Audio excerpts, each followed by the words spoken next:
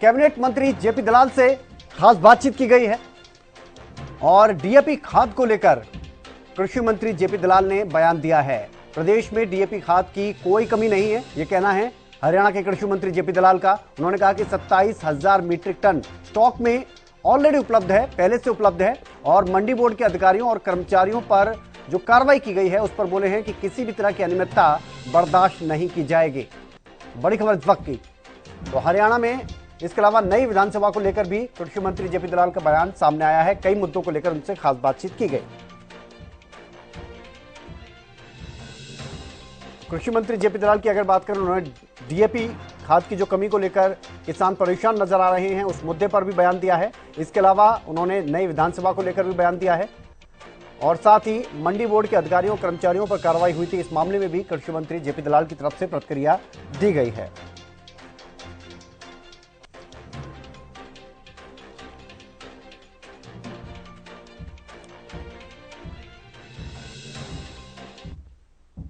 बुआई का सीजन आते ही लगातार विपक्ष सरकार पर हमलावर हो जाता है। लगातार खाद की कमी को लेकर आरोप लगाए जाते हैं। पिछले साल भी इस प्रकार के आरोप लगाए और इस साल भी यही आरोप लगाए जा रहे हैं कि कहीं ना कहीं प्रदेश में खाद की किल्लत है, डीएपी की किल्लत है।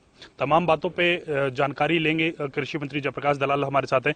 सर, सबसे पहले तो विपक्ष लगातार आरोप लगाता है कि प्रदेश में खाद की किल्लत है। क्या स्थिति है प्रदेश में खाद को लेकर? विपक्ष हर मुद्दे पर किसान हितैषी होने की ढोंग करता रहता है, चाहे वो किसान आंदोलन का मामला हो, चाहे मंडियां चलने का मामला हो, चाहे खाद की बात हो। उसको खबरों में रहने का एक आदत हो गई है।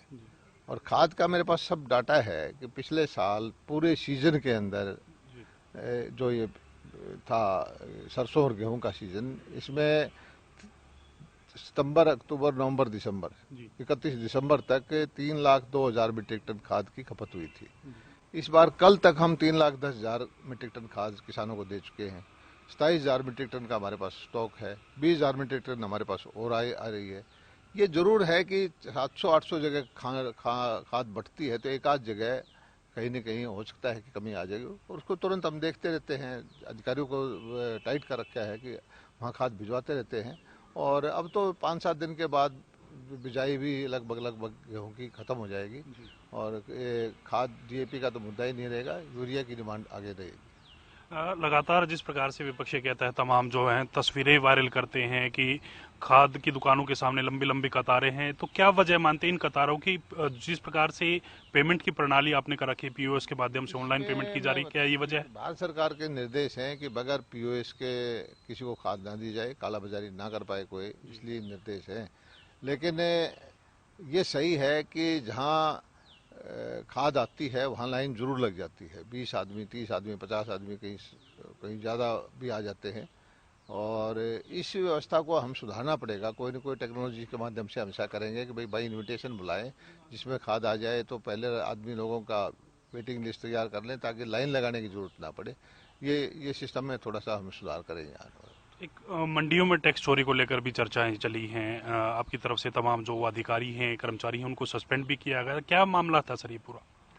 देखिए, इस बार जो बड़े तेज गति से हमने धान की प्रोक्योरमेंट की है, पिछले साल से ज़्यादा धान हमने लिया है और 12,500 करोड़ रुपए की पेमेंट हमने तुरंत 1 महीने के अंदर अंदर कर भी दी है।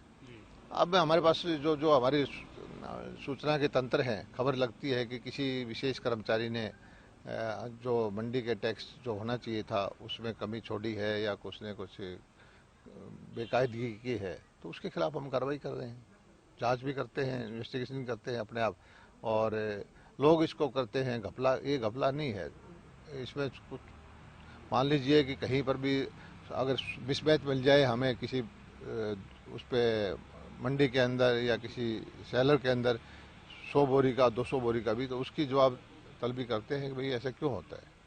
एक लगातार किरण चौधरी बाजरे की प्रोक्योरमेंट को लेकर भी सवाल उठा रही है, भावांतर भरपाई को लेकर भी सवाल उठाए। वो कह रहे हैं कि किसानों को जो भावांतर भरपाई 400 रुपए मिल रही है उससे घाटा हो रहा है। प्रदेश सरकार को इसके बारे में कुछ और सोचना चाहिए।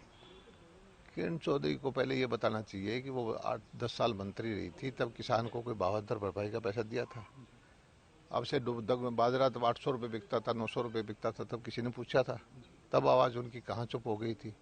आज किसान खुश है कि आज 2,000 रुपये के हिसाब किताब से बाजरा मंडी में बिकता है आज 6,000 रुपये पर ग्वार का भाव है, 6,000 रुपये क्विंटल से ऊपर सरसों का भाव है, 9,000 10,000 रुपये कपास का भाव है। किसान खुश है लेकिन विपक्ष परेशान है।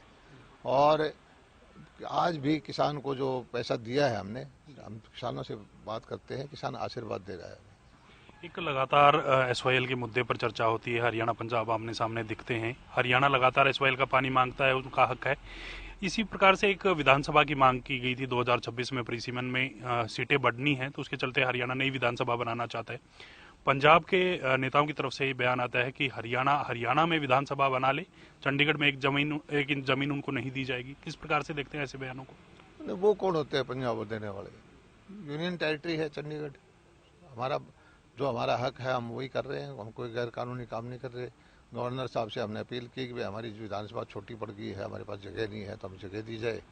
बदले में हम जगह देने को तैयार हैं, तो उन्होंने जगह अलॉट कर दी।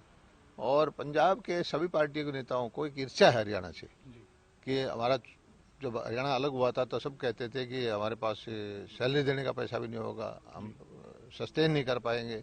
लेकिन हरियाणा ने जो करके दिखाया है देश में मिसाल है। और आज हरियाणा पर कैपिटा इनकम में, जीडीपी में और हर चीज़ में, इंडस्ट्री में पंजाब से आगे निकल गया।